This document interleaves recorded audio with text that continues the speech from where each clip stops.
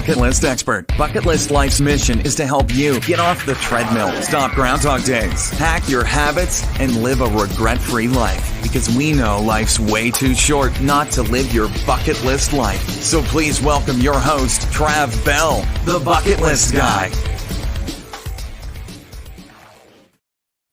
Hey, bucket listers, welcome to another episode of the Bucket List Life podcast. So stoked that you've tuned in once again. We are live on a bunch of different platforms. We're on YouTube, Instagram, we'll be on Facebook and LinkedIn and not TikTok just yet, but there's a whole bunch of others. So, hey, look, if you're watching live, please feel free to comment, feel free to join in on the fun. And look, on today's episode, you're going to absolutely love it. We're here with Jeanell Greene up there is it Vancouver in Canada? That's right. Is that where you're at? That's right. Awesome. Mate, welcome to the show, Jeanell. Thank you. Thanks for having me. All right, this is going to be an awesome chat. Straight off the bat, Jeanell is not just a certified bucket list coach, not just part of our tribe, but has been doing a lot of other stuff recently and obviously in her history in business as well. So we're going to share some of the interesting stories that she's got and some of the successes that she's had as well. But look, straight up, Jeanell, welcome to the show. And also a question that I ask every guest on the Bucket List Live podcast is this. So when you are flying, when we used to fly in planes and we used to go we're right in the middle of COVID and all the lockdowns and quarantines and stuff like that. When you land, you fill out an incoming passenger card and you put your occupation on it. What do you fill in on that occupation, in that occupation section? Yeah, I fill out coach, entrepreneur, badass woman who's out to make a difference in the world, if there was enough room for that. But there's only about this much space, so that's a. Now, what have you been doing before becoming a certified bucket list coach with us, and being one of the people that help us at headquarters as well with the training of other coaches. So she's not just a coach, ladies and gentlemen, she's a coach's coach. So tell me about your coaching experience and what you've done up until now. Yeah, that's a really great question. And for me to explain that, I would have to go back about 3 years. So, so my background is actually sales, corporate sales and software. I worked for very, very large companies in the HR and time management, what they call human capital management space. And I did that for like 10 years. I won free trips to Rome and Bermuda and iPads and money and, all of that. And as I started to get to my 40th birthday and really assessing where I was at in life at that very moment, what I saw was I've been living this rock star life. And I was over it. Like, I was like, okay, now what? What is next for me? Because despite the lifestyle I was living, it was boring and it was not fulfilling. So you're living a rock star life and you're saying it's boring. Why is it boring? Because I felt like I was using 5% of my brain doing my job. Oh, wow. Like, I could do my job with my eyes closed. I worked 5 hours a day. I made over $100,000 a year. And so I was really conflicted because I knew most people would die for that. Like, that was like the perfect situation. And yet I felt like I was not using the talent and the gifts that God gave me for this life. And turning 40 really made me think about, like, okay, well, what is my legacy? What is it like when I die? What is it that I have to say for my life? I made a bunch of money and I donated a bunch of money. Great. But what did I actually fulfill on? And I realized, like, I haven't done that yet. And so I quit my job with no plan B. And I spent the next... We don't advise that, people. We just work out the plan, but it depends on where you're at. Yeah, I was just done. I was so done. I was like, really? I don't care anymore. Yeah, I was. Was it some sort of like an acute something that happened one day, or did this build up over time? Because it's a very, very common story, right? Yeah, well, what I saw was that I had not been stepping into my leadership. If you had Right. asked me 5 years ago, am I a leader? I would have said no. I said, I'm a follower. Just tell me what to do. Just like tell me what to sell and I'll go do it. Yeah. Yeah, And right. as I started to look into like who I wanted to become in the second half of my life, I really saw that I had a voice and that took leadership for me to actually step outside of that. And so, Yeah. I enrolled myself into a leadership program, and that's when I started to discover how unhappy and how inauthentic this life was that I was living, and I was not being Right. honest and true to myself and what I actually wanted for my life. And to be honest, at that moment, I had no idea what that was. I just knew that wasn't it. And Yeah, so, right. so I quit my job. And I spent the next 6 months just doing, personality assessments, really journaling and figuring out if, I've been wearing this costume called professional corporate saleswoman. And I actually didn't know who I was outside of that. Like strip What away did my you? mind. Yeah, Yeah. I mean, I've got so many questions around that because, I'm learning because, this is the kind of clients that we talk to. These are kind of organisations that we talk to within Bucket List Coach. But for me, Jeanell, as you know, I've always been my own boss. I've always been the entrepreneur, and so I've never actually been in that environment. So look at the difference between who you were and who you are now. Where were the gaps for you? You know what? It felt like I'd been riding on this bullet train for the last 10 years Wow. of my life. And I never questioned where it was going. I was just on it. I was sitting back enjoying the free service, the free food. And I Yeah. felt like all of a sudden I woke up and I was like, wait a second, where am I even going? And is this even where I want to go? And how do I get off? Well, how do we get led down that rabbit hole? We just unconscious? Is that idea sold to us when we're young and we just follow the bouncing ball, or what do you reckon? Yeah, well, you know what? I think I've been always a different kid. I Yeah. mean, I'm gonna show you here. This way. So I've always been a huge accomplisher, achiever, and so when I get bored very, very easily. And my parents were really great at. At least you admit to it. I don't. Yeah, and my parents were really great at supporting whatever it was that I wanted to do and always pushing me to excel and to be the Yeah. best version of myself. And I think it was just an intuitive thing, to be honest. I think there was Fair just enough. this like unsettledness. And at first it was kind of like, oh, I'll just ignore that. It'll go away. But it just got louder. It was like Jumanji inside my soul. He's like, Right. and I was like, okay, so I'm paying attention. I'm like, okay, what is that? I'm listening. And so Yeah. as it got louder, I started to talk to people and I just started to naturally find my way and realize here's what I really don't want. And I started to make a list of what kind of life I do want. And what I discovered was fun, flexibility, and freedom were my top 3 F's in my life. And if I could create a life of flexibility, fun, and freedom, that was my ultimate. It's interesting, when I became the bucket list guy, I did exactly the same. I did an assessment of, where I was at and my highest values, what were they? And then going, all right, can I craft, something out of these values? How can I live in congruency with these values? How can I, monetize or create a business around these values? And so I did a similar exercise, and actually around that time, I discovered this concept that psychologists call cognitive dissonance.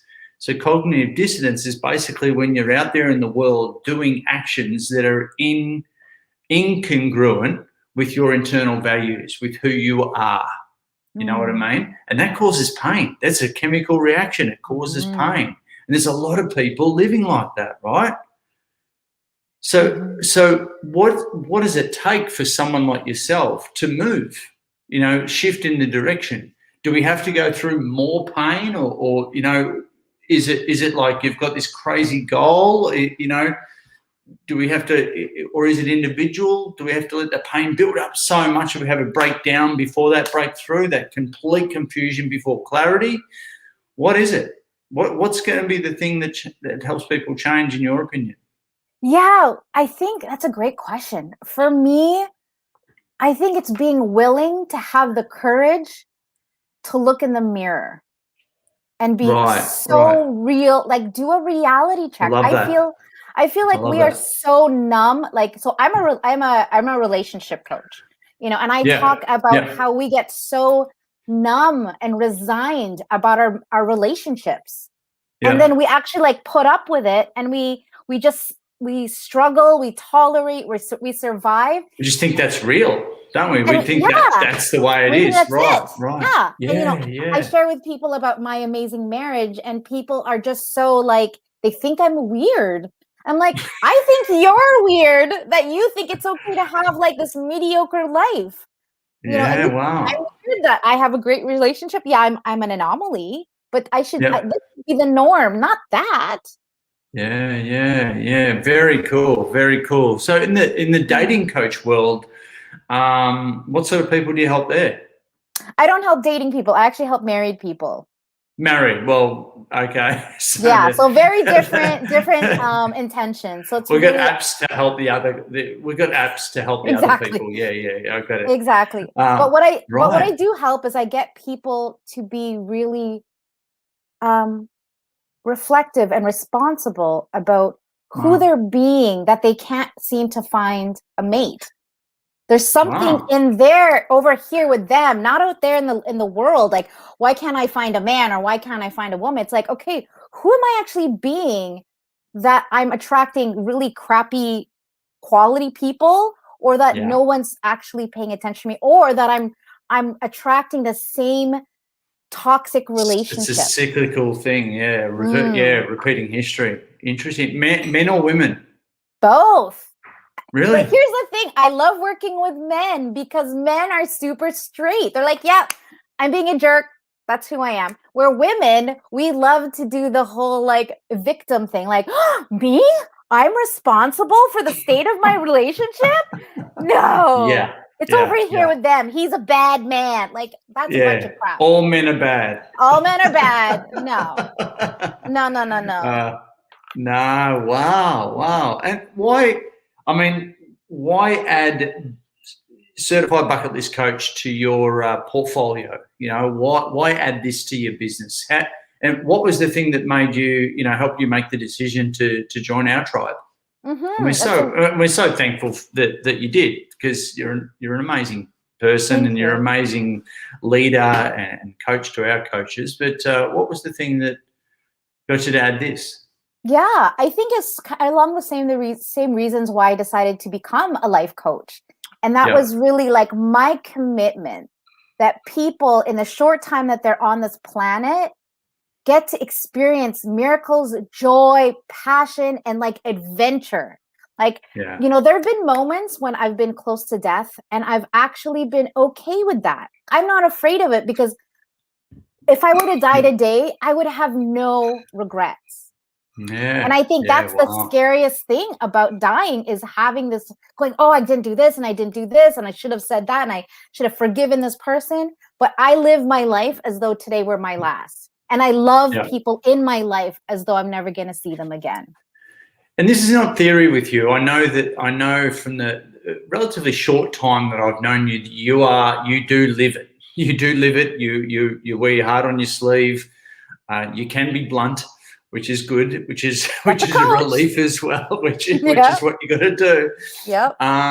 But what you see is what you get, which is what I love. So how do we live a life with no regrets? How do we live a regret-free life? Mm-hmm. How do we get present to our bucket list? And our bucket list, the bucket list is just a way of helping people live their life now rather than wait until later on. It's a way to identify what gives us meaning, purpose, and fulfillment, and getting people to get into instant gratification rather than delayed gratification when maybe we haven't got all the time that we thought we had left. Right? How do we get present to that? How do we get people to wake up? Well, one thing that I'm really good at is as soon as I have a thought about something that matters to me, I action it right away.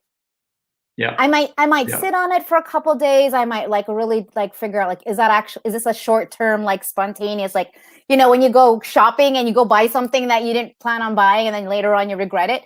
I'll sit on it, but everything in my life that I've done, I've tried everything and I've failed at a lot of things. So, I wanted to be in film. I wanted to be a professional singer. I wanted to there's 50 things that I wanted to do, and I've tried them all. Oh, look out. Time. We've still got time. I've tried them all. And there are times when, so for example, I had a dream that I wanted to be a professional singer. Right. So I actually went into the music studio. I recorded an album. I've done tours everywhere with choirs.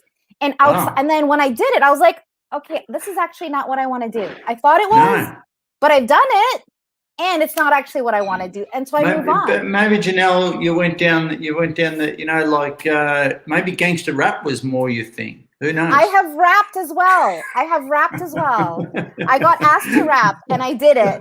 First and last time ever. Yeah. I think it's just being open to trying things and being okay to be well, what if I fail? Well, so what? Then that's not your thing. But we're just so scared of trying anything or being uncomfortable or not being good at something. Hey, listen, I left an amazing sales career to do something I've never done before called coaching. And it was so uncomfortable to go from corporate, the way you sell very hard, so this very soft, heart-centered type of industry, which is so different for me. And it's taken me so much to discover who I need to be. Yeah. And all of the weaknesses and the muscles that I have not actually developed. Because and I guess developing that empathy, developing that empathy muscle, client empathy muscle, on a whole different level would be a real big transition, I'd imagine too. Because you just want it, like me, for personal training for over 20 years, I was just like, just do it. This is how you get results. Just do it. And that becomes a little bit too boot campy when you're doing coaching around different areas of life. Yeah, especially when you're not, business coaching, I think, is a little bit the exception. But for me, I'm dealing with people's, their lives, their heartbreak, infidelity, self-confidence issues. There's trauma, sexual abuse. There's a lot of stuff it's very different than selling software and being like, here's the price, implementation, give me your money. Yeah. Hey, let's swing back. And by the way, we're not, anyone watching this as well, we're not, this is about identifying the things that light us up, that make us happy, that give us that sense of fulfillment. We're not proposing that everyone runs out, leaves their job straight away and goes and travels the world and does their bucket list. We'll circle back to how what you just said benefits companies. But personally, top 3 things on your reverse bucket list and top 3 things on your future bucket list. Reverse first. What are your top 3? I have 50, by the way, and I came up with that in an hour. I would say the highlights would be winning those trips and being on stage with my name in lights and shaking the hand of the president and CEO. Such a performer. in Rome. There you go. I would say taking my mom to Rome for her 65th birthday and her getting to be with the Pope on her birthday. That's right. Really very cool. And then I would say probably being able to perform on stage. That was always a dream of mine since I was a little girl. And being able to do festivals and concerts and just, Very cool. Top 3 things on your future bucket list. So my life bucket list is to impact 500,000 people before I die through what I do. To write a book. Yep. And to go hot air ballooning in Cappadocia, Turkey. Oh yeah. Oh yeah. I think that'll have to be a staff retreat or something, that one. Because I think we all want to do it. So why, going back to why did you decide to become a bucket list coach? With all the different opportunities that are out there, why join us? I mean, you highlighted earlier about about the content and stuff like that, but what was it about? Is it that you saw a need locally where you are in Vancouver, or do you think what's your driver? Yeah, my driver is back to my 3S: fun, freedom, and flexibility. And really empowering people to step into an identity that they never saw possible for themselves. Oh, I love that. Right. Yes. Yeah. That's So, never been, no one's ever explained it like that. That's cool. yeah, because that's Wow. really, that's the same as my coaching, is like people see themselves like, oh, I'm like this. But then I say, no. Listen to me. Listen to how I listen to you. Listen, like, let's create what's possible that you can't even see, but I can see for you. And so when I show them the light and I go, look over there, and they're like, oh, I never noticed that before. And now they see it, and now they see something they never saw before. And then so there is a transformation that happens immediately when they are when the opportunity is there and the student is ready to listen, right? When the student the teacher appears when the student is ready. Yeah. And I feel like that I am that teacher that I can. Yeah, you're right. We're not out there saying you must, you have to, you need to, you should live your life in a certain way. It's just offering a different perspective, right? Yeah. And for people to try on that filter. And that's what you just said was beautiful. Getting them to try another identity. I always say be a bucket lister. Try on. Let's create your version of what a bucket lister is. Not comparing yourself to other people, and we've got to be really mindful of that in a non-judgmental, non-comparing kind of environment, which is really which we want to drive home when we go into companies. It's not about comparing minds. My list is bigger than yours or any crap like that.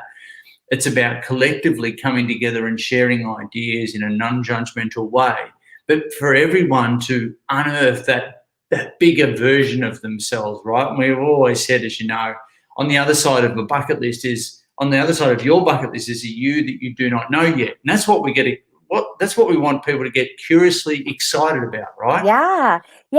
And for me, coming from the culture that I've been born and, just my upbringing, there is so many things that society and our parents and our education tell us that what's possible and what's not possible, right? Yeah. So going back to my example earlier, I never saw myself as a leader until someone said to me, absolutely, you're a leader. It's like, oh, am I? I tried that on. I was like, oh, maybe you're right. Right. Yeah, so I think it's being able to blow the lid off what we see as possible and blowing the lid off the ceiling that we put on ourselves. Whether that be monetary or. We live life with blinkers on. And I love always using that analogy, whether it's the lid off or the blinkers open.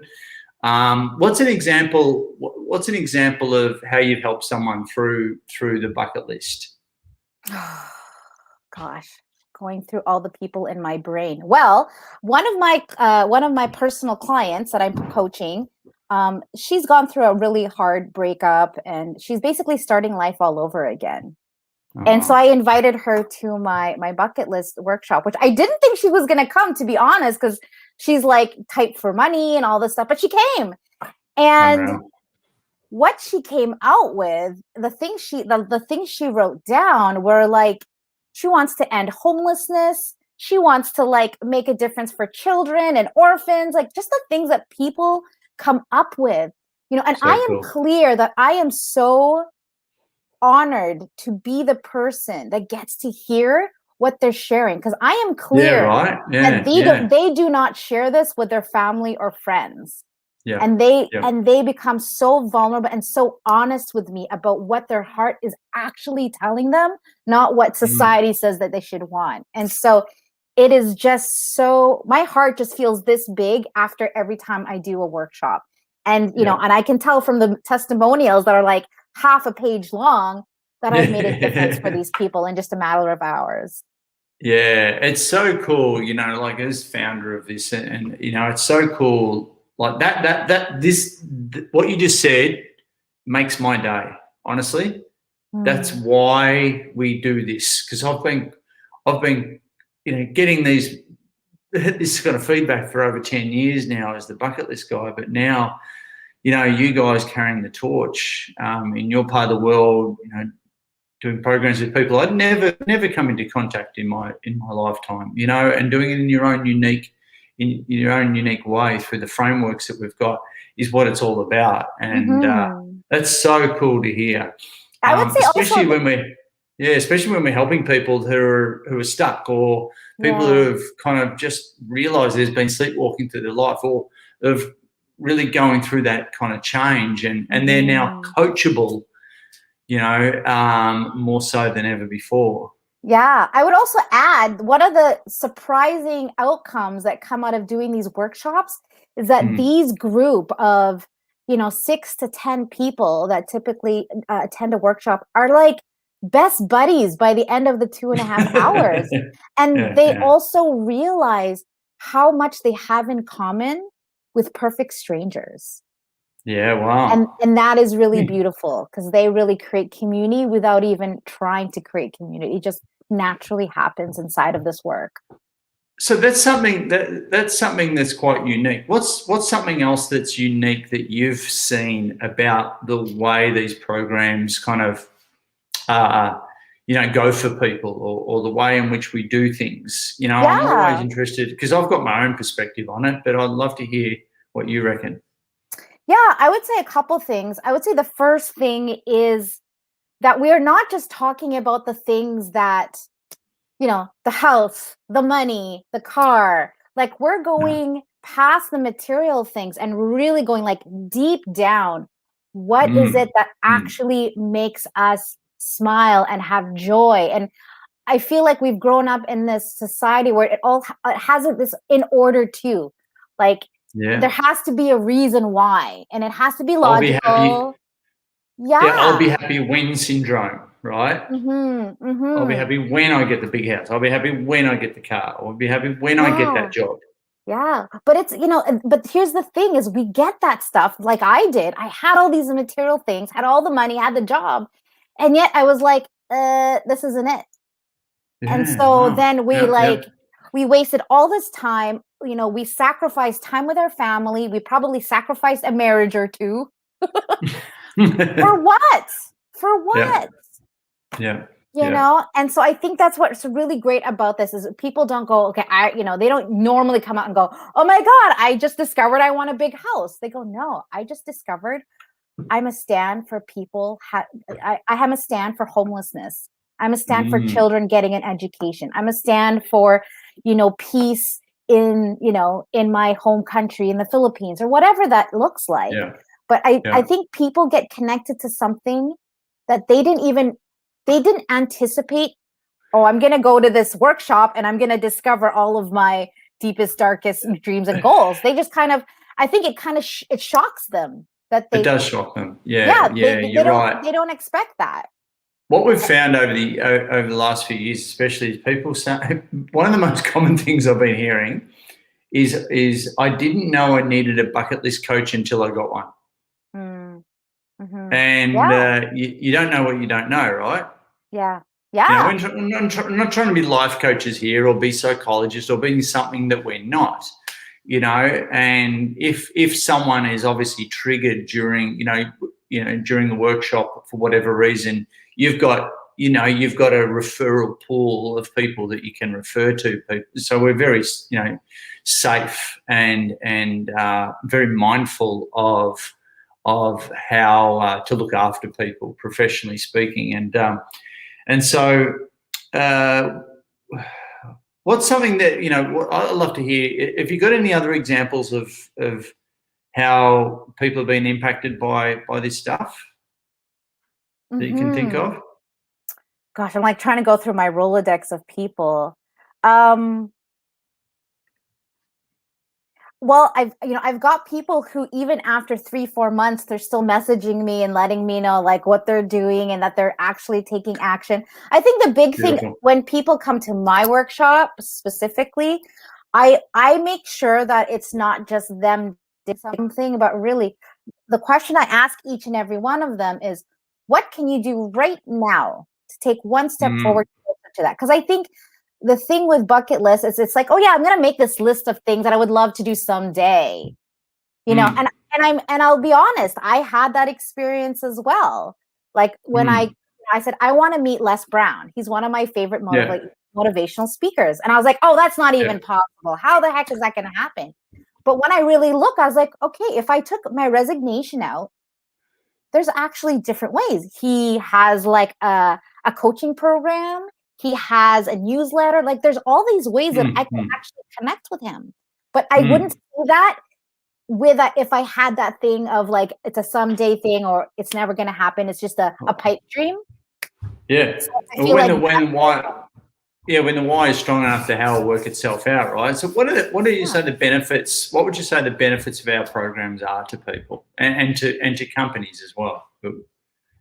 Yeah. Well, let's talk about corporate, because I think they're kind of two different ones.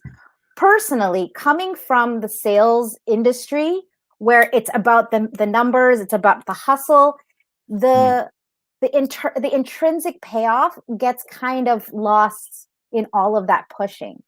And if I really look at the different companies and why I left the companies that I left at the time I left, it wasn't about the job. It was usually about the culture, about how I felt as a contributor in the big picture. And if I felt valued and acknowledged by the people that I work for, right? Because as a salesperson, I'm just like, I'm this person that churns, like I'm in a sweatshop, right? I'm like hustle, hustle, hustle. And you're only as good as your last month's sales. So it was like never ending and it was exhausting and I burnt out.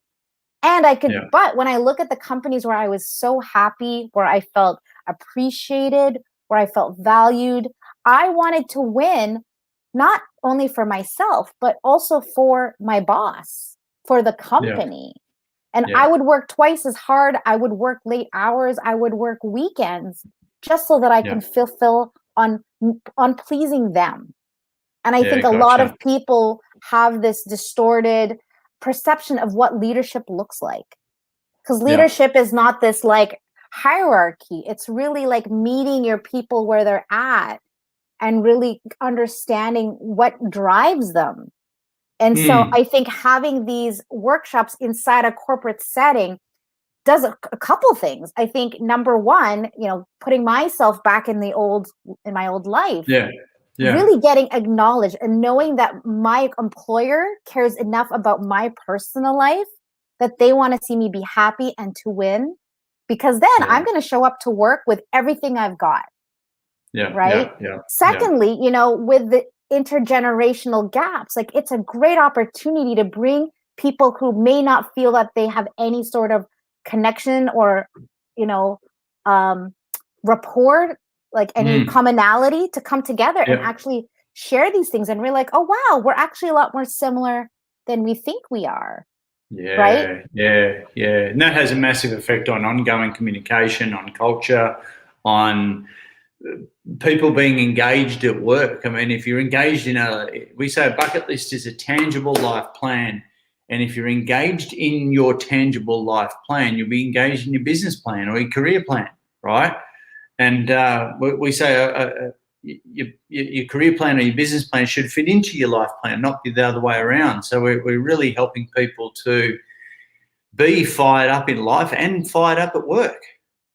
And share that commonality, and like that's very cool. And we've really seen that people really open up when they think they wouldn't open up, and share things that they never thought they'd share, and then go and do things with each other at different levels within the organization. Different departments come together on a values level and help each other and be accountable to each other as well, which has been absolutely phenomenal. And what about the mental health benefits of something like this as well? Because that's obviously a huge issue. Oh, absolutely. I mean, I think we're moving into, or we have been in this sort of phase, I guess, where it's not just about the money anymore coming to work. It's not just about how much money you make. There's so much other things that people are looking at. when they look for an employer to work for. You know, we are no longer in this place where people are committed to staying at the same company for 10, 20 years. Like for me as a salesperson, I'm changing every 2 to 4 years. Unless you've got something that has me want to come to work every day, there are 20 other people that are contacting me on LinkedIn and want to hire me. I've been poached at least half a dozen times in my career. Wow. And unless you have something that I can't get over there, bye. Yeah. So this is about helping when we focus on the kinds of benefits, I guess, for an employer, it's about helping employers, bosses, CEOs, decision makers be an employer, their company to be an employer of choice. Would that be fair to say? Absolutely. Absolutely. Yeah. And I think so they can attract and retain good talent. Yeah. But I think a lot of them are stuck in the old paradigm. It's like, we just want to give more vacation, increase the salary. But how about them as people? Like, how are you taking care of them, especially with COVID? You know, I used to have my last employer never used to ask me how my weekend was. Never asked me about my husband. Never asked me about my dog. No. Yeah. And within 3 months, I was like, I don't know if I want to be here. Simply for that reason, because I did not feel seen. I did not feel appreciated. And I didn't feel like a human being. And so I think it's really important, especially when you're in a role that's very stressful. You know, you want a company that really has your back, that you feel that they see you as a person, not just as an employee. Which I dare say is even harder now with post COVID and everything like that. You know, like this definition of work and life is just, it's work life blended now, isn't it? And people are living living and working in this hybrid kind of environment. You know, what was the day-to-day 9 to 5 office is now a hot desk for some. And so maintaining a sense of culture with a remote work team, or a hybrid at least, is incredibly difficult, right? So how do you see that sort of playing out? Because that's a real concern. Sorry, say more about that. So, because I'll just go off the examples. You know, we've run some programs recently in different parts around the world where they've got a coach in, and they've said, the decision makers have actually said, look, we've got everyone working from home now, and with everyone working from home, our biggest concern is maintaining a sense of culture. And everyone, it's not like when COVID breaks, everyone's going to rush back into the office. Some are going to be working from home for good. Some of it going to be working from home 2, maybe 3 days a week, where they weren't doing that pre-COVID. So we're kind of, I guess teams work in a little bit more like ships in the night, passing each other. They're not all huddled around the water cooler, getting that sense of community, getting that sense of tribe, and being able to communicate on that day-to-day level. Yeah. Some will, sure, some won't. But this hybrid work environment, this new normal that everyone talks about, it's the game has kind of changed, in a lot of industries. And so that has, we've had people say, I just want to maintain that sense of culture. Well, I have to do it online. So, which has been good for us because we've pivoted to run offline programs, live programs, as well as online programs or virtual programs. So at the end of the day, helping people realise what this new normal is and giving them tools is really important. I'm sure that's the same up in Canada, right? I don't know about it. Here in Australia, there's some big companies with big chunks of their team not going back into the office ever again. Yeah. Is that the same risky. Up there? Yeah, totally. Yeah. It's risky, right? Yeah, people need to work from home because of the dangers of being in the office, but there's also a danger in people being on their own at home.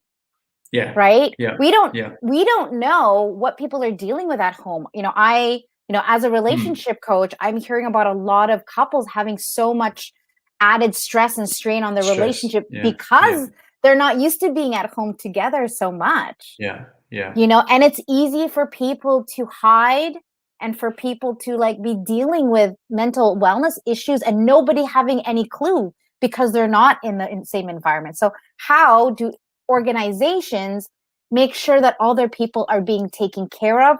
And like you said, that the sense of community is maintained and that they're not blindsided. That sense of connectedness, I think, is especially important right now. Especially important. And I know our programs provide it, whether it's our programs or whatever. But at the end of the day, I think it's a really important point to drive home that spirit of connectedness is just so important in this remote hybrid kind of environment. Having tools, strategies, maybe changing even policies to maintain that sense of connectedness is so important. I know that is for mental health, that's for sure, because we already had a mental health crisis on our hands. We had depression, anxiety, the overprescription of antidepressants, youth suicides, even this thing now called the loneliness epidemic, right, which is the adverse effect of social media. We're all comparing our behind-the-scenes footage with someone else's highlights reel. Yeah. This was already a thing before COVID. You go chuck COVID in on top of that. I don't want to say, oh my God, the sky is falling kind of thing, but it's a huge crisis. We know what a pandemic is. This is an epidemic. Yeah. And I'd like to think that we do our bit to give people at least the tools to self-manage through all this chaos, to hopefully be the light at the end of the tunnel for some people and businesses as well. Yeah. Because I know everyone's scrambling, right? Yeah. And I think one of the really great things about what this program offers is to have people get clear on their why. Why are we working so hard? Why do we want to be productive, right? It's not just about money. It's maybe what the money offers us, but if we're not clear about what that is, that's why people burn out. Like for me, honestly, I work 12 hours a day, 6 days a week, and I'm never tired. Why? Yeah. Because I am so connected to my why. There you go. Yeah. Cool. Right? So that's what we want to do. We want to. What would you say the benefits of the benefits of our programs would be? Straight up, the top 3 benefits. Getting super clear and powerful around what's actually important to you, not what other people say should be important to you, but what you say is important to you. Yeah. To get present that life is not life. We're not going to be on this planet forever. And to get present to that and then being able to create a plan.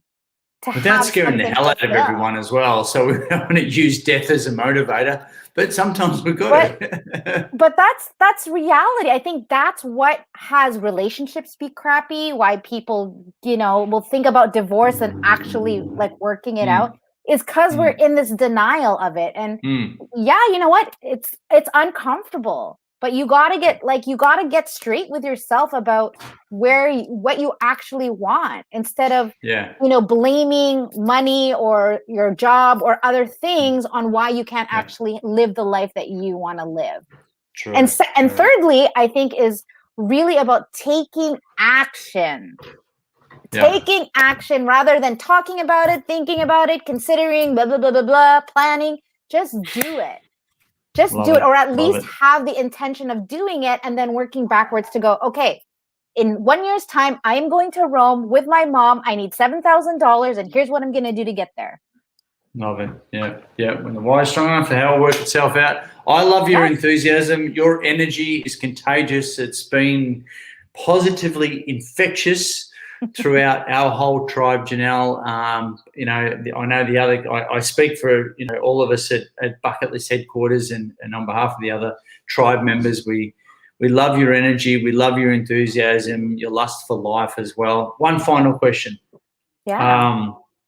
before we get into how people can connect with you, but One final question I ask all my Bucket List Life podcast guests, and this question is, imagine a stadium full of people, right? I know this is totally your wheelhouse because you've probably already been there before, but a stadium full of people, big raised stage at the front, big booming microphone.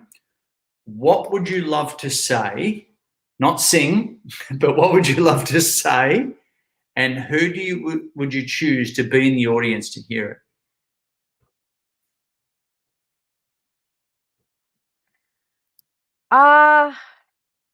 Who I would want in the audience, well, I'll start with the audience. Who I would want to be in the audience is everyone who has said to themselves, I'm not enough. Ooh, love that. And what I would probably say,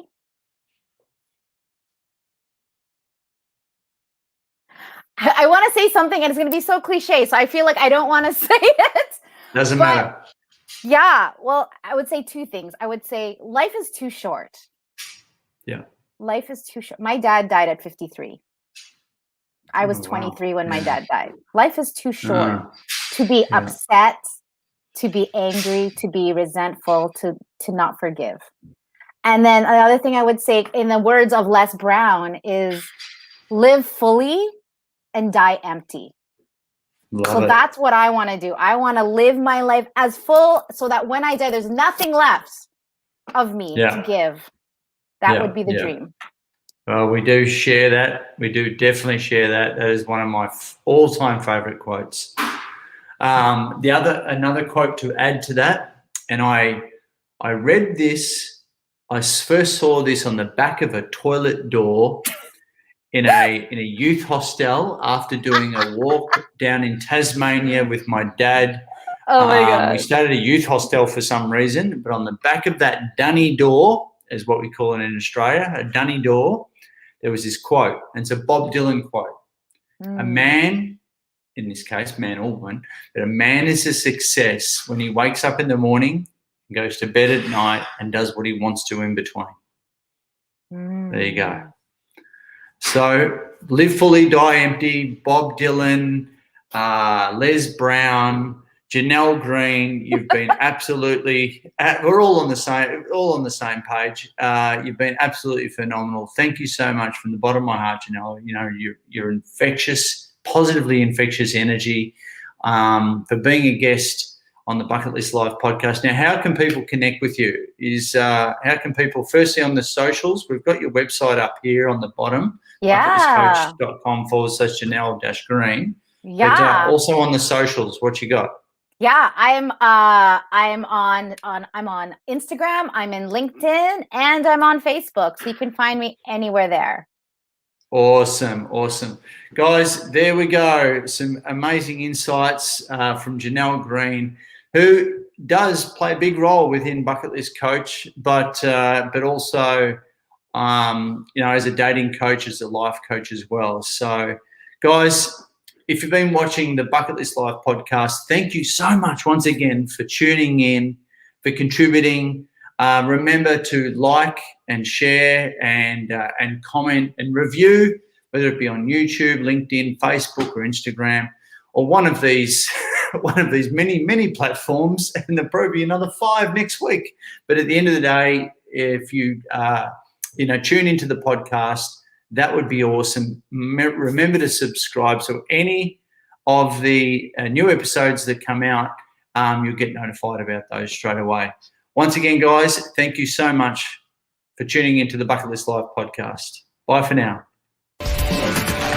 Thanks so much for listening to the Bucket List Life podcast with the world's #1 bucket list expert, Trav Bell. For more great content, go to www.thebucketlistguide.com.